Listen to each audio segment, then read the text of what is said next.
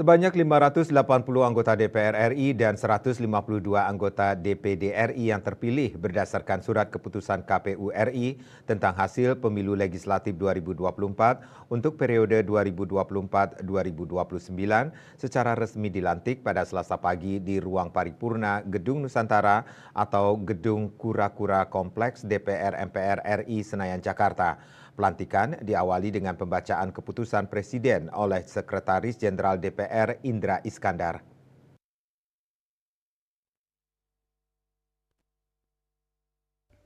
Pelantikan dilaksanakan di ruang paripurna Gedung Nusantara alias Gedung Kura-Kura.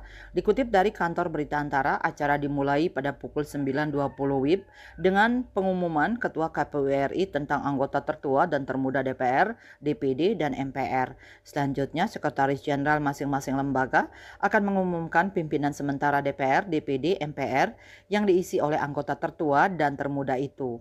Selanjutnya agenda masuk ke pengucapan sumpah janji jabatan yang bakal dipandu oleh Ketua Mahkamah Agung. Presiden Joko Widodo beserta Wapres Ma'ruf Amin pun diagendakan hadir dalam acara itu. Acara kemudian berlanjut ke penyerahan memori dari pimpinan DPR RI lama ke pimpinan DPR RI sementara itu. Hal itu juga akan dilakukan oleh lembaga DPD RI dan juga MPR RI. Adapun saat ini anggota DPR RI yang terpilih bertambah dari 575 anggota menjadi 580 anggota karena adanya pemekaran provinsi di daerah Papua. Kemudian partai politik yang lolos ke DPR RI berkurang dari 9 partai politik menjadi 8 partai politik.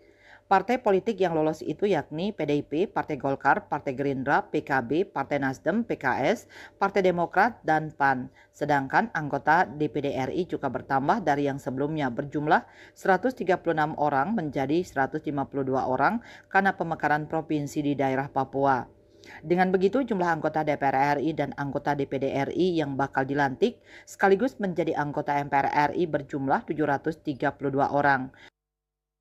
Bali Post melaporkan.